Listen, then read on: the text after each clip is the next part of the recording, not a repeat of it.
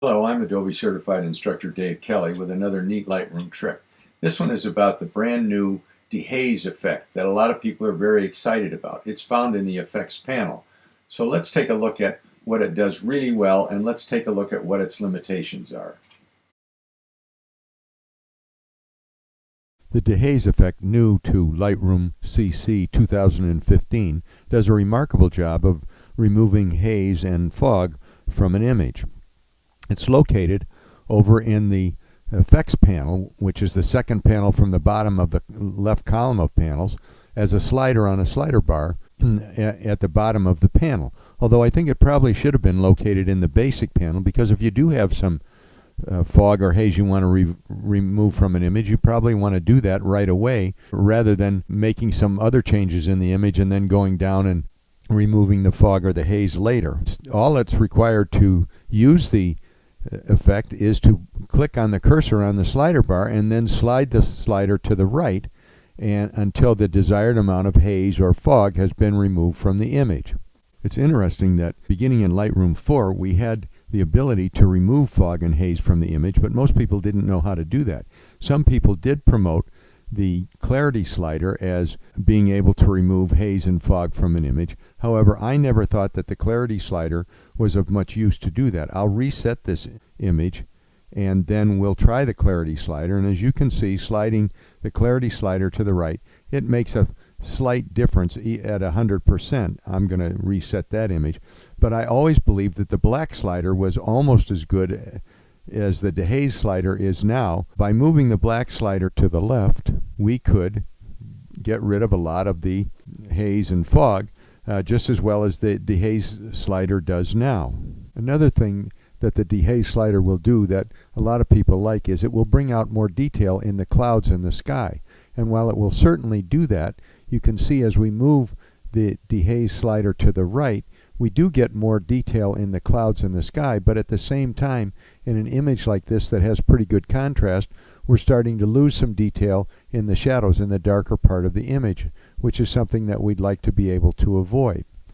So a better way to do this might be the old way that we used to do it, using the targeted adjustment cursor in the HSL panel for both the saturation and the luminance. I'll reset this image and we'll use the HSL panel. We'll take the saturation slider and place it in an area of the blue sky and drag it up to increase the saturation of the blue sky, and then get the targeted adjustment cursor for the luminance slider and drag that down, and you can see we're getting the nice same blue sky detail and cloud detail, but we aren't losing any detail in the darkest part of the image. Where I think the Dehaze effect is particularly effective is in a low contrast image, both dark and light low contrast images. In this case, which is a relatively dark one, just moving the Dehaze slider to the right, we can get rid of most of the haze and create a pretty nice image the way we want. Of course, with the dark image, you can also use the black slider. I'll reset that, and we'll go up to the basic panel and we'll just take the black slider and slide it over, and we get pretty much the same result that we got with the Dehaze slider. However, when we use a light image such as this snowstorm in Yellowstone, the Dehaze slider is particularly effective. Sliding it to the right brings back a tremendous amount of detail in the image that we didn't have before we started. By resetting that, I can show you in the basic panel that neither the black slider, moving it to the left, brings back anywhere near as much detail, and we do start to lose detail in the darkest part of the image. By resetting that, the clarity slider will also bring back some of the detail, but even at 100% it doesn't bring back anywhere near the detail that we got by moving the Dehaze slider to the right. You won't have to work with the Dehaze slider for very long before you realize that the effect the Dehaze slider produces is very similar to the effect that the clarity slider in the basic panel produces. We know that the clarity slider will provide detail to the midtones, which boosts the color and appears to sharpen the image when the clarity slider is moved to the right. In this case, I've moved the clarity slider to 100%. I'll reset that image, and this time we'll use the Dehaze slider, and you can see that we get a very similar effect, but we don't move it anywhere near as far on the slider bar. So what the Dehaze slider really is more like the clarity slider on performance enhancing drugs. It also will work on images that are white in color by adding detail and enhancing the color. So it wouldn't surprise me if the clarity slider at some point disappears and is replaced by the Dehaze slider in Lightroom. Another place where the Dehaze slider can come in very handy is with images with water in them. By sliding the Dehaze slider to the right, it seems to have an almost polarizing effect. It cuts through the surface of the water and brings out much more detail below the surface of the water. Another type of water image that will benefit greatly from the Dehaze effect is the reflection picture. Moving the Dehaze slider to the right greatly enhances the reflection, brings out much more detail and color in it, and sharpens the reflection. Also, using the Dehaze effect along with the selective adjustment tools will allow us to make some really creative adjustments and bring out a lot of detail in our images. And the really good news about that is the Dehaze effect is now one of the effects that can be applied selectively in the graduated and radial filters and the adjustment brush. For example, with the graduated filter tool here opened, you can see that it's still set for the last time the tool was used. So we always want to reset the tool, and we do that by double-clicking on the word Effect up here at the top of the panel. So this time let's set the Dehaze effect for approximately 80%, and we'll start at the bottom and hold down the Shift key, which allows us to drag in a straight line, and we'll just drag up to about halfway through the image. Then let's add a little bit of exposure just to lighten the image a little bit, bring out more detail in the reflection. Now let's get a new brush, and this time we'll reset it. We'll load the Dehaze effect to only about 50%, and then we'll start at the top and we'll drag down holding the Shift key to drag in a straight line till just below the bird, and now we'll add a little bit of exposure to brighten the picture up, and then we'll press the M key, which is the keyboard shortcut, to get out. So here's our image before, and here's the image we have now. So the combination of the graduated filter tool and the Dehaze effect has given us a much nicer image, brighter and with more detail. We can also use a combination of the selective adjustment tools to create some pretty interesting images.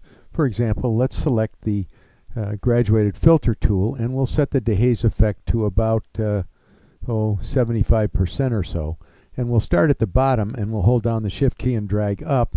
You can see we're bringing back a lot of detail in the bottom part of the image. However, we haven't really affected the top part of the image. So let's get out of the graduated filter tool, and we'll open up the adjustment brush. And in this case, we'll set the Dehaze tool to about 60%. We'll make our brush fairly large, and what we'll do is we'll just drag across the top of the image, and we'll leave a little bit of fog or mist in that one area there. So by using a combination of these tools, we can make some pretty creative changes in our image. Here's another example of what can be achieved using the Dehaze effect in the selective adjustment tools. We'll start by opening up the graduated filter tool, and we'll reset it by double clicking on the word effect, and then let's set the Dehaze effect to approximately minus 80%. And we'll start at the bottom holding down the Shift key, and we'll drag straight up, which lightens the bottom of the image. We'll then hold down the Shift key again and start from the top and drag down, which gives us a pretty even whiteness or minus Dehaze effect on the image. So let's get out of the graduated filter effect, and then we'll open up the adjustment brush. And with the adjustment brush, we're going to set our brush fairly small by using the left bracket key, and we'll hold down the Shift key and we'll click on the eye here. Then we'll make our brush a little bit larger, and we'll set the Dehaze effect this time to about a positive 80%. And we'll just paint over the eye. as quickly as we can for the video.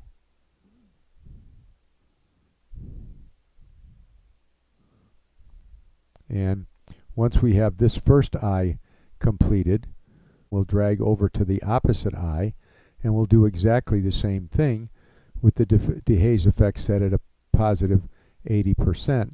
And once we've got both the eyes completed as the way we want them, what we'll do is we'll go back out to full screen. Now we'll add just a little bit of positive exposure to bring out the eyes, and we'll get out of the adjustment brush. So you can see that not only do you have a lot of versatility in what you can accomplish with the dehaze effect now in the selective adjustment tools, I think you'll find you'll have a lot of fun doing it. There's a lot more information to help you learn Lightroom, as well as plenty of neat Lightroom tricks in the new Lightroom 6/CC Made Easy, which is now available in both the hard copy and as an EPUB on Amazon.com and from the publisher through a link on my website. Thanks for watching.